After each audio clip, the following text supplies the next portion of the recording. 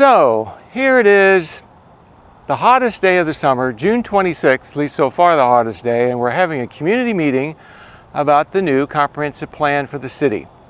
Every 5 years, cities are supposed to update their comprehensive plan. It's been a little longer than that for Fredericksburg. We've been doing a series of neighborhood plans over the past 10 years, which have updated the comprehensive plan, kept it current, but they're the overarching policies that we need to revisit.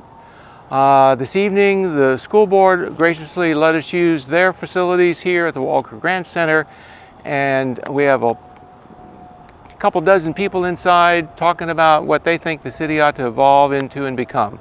So thanks for watching this, and you'll learn a little bit, and we'll go inside now. We're going to do a series of conversations here about the comprehensive plan, and Matt Kelly, been on and off council for a lot of years.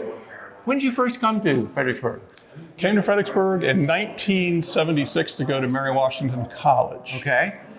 Met my wife here and stayed here. Been involved in the city probably since early 1980s. So why did you stay here? My wife and I are both from military families. My wife's father was in the Navy, my father was in the Marine Corps, and we spent our lives as children bouncing all over the place.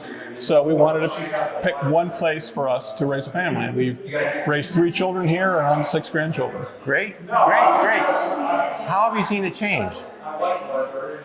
Well, we've seen a lot of change. When I was here, there was no town center, there was no central park. Fredericksburg was a sleepy little town. And the focus then and the involvement in the community, I think actually was greater because we've become such a transitional community over that time with people coming in and out with population growth. And I think that, in a sense, has kind of diluted a lot of the community involvement and engagement in the process of planning for the city's future. So what would you hope we get out of this comprehensive plan process?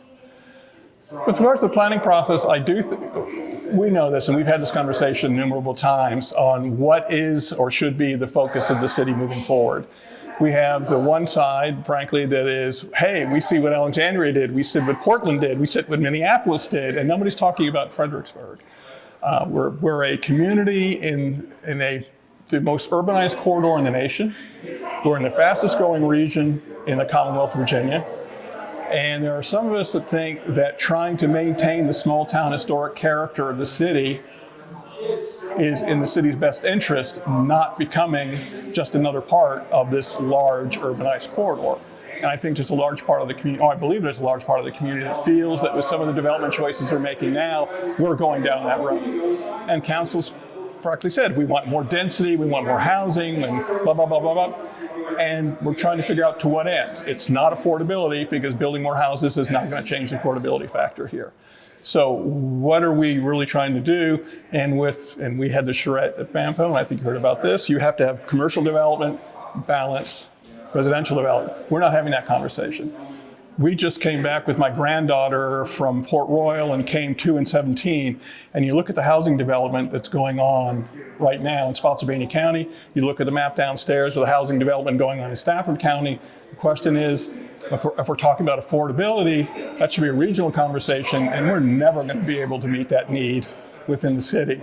So why are we continuing to try that? There's a lot of questions I think the community would like to see answered coming out of this process. Very good. Thank you very much.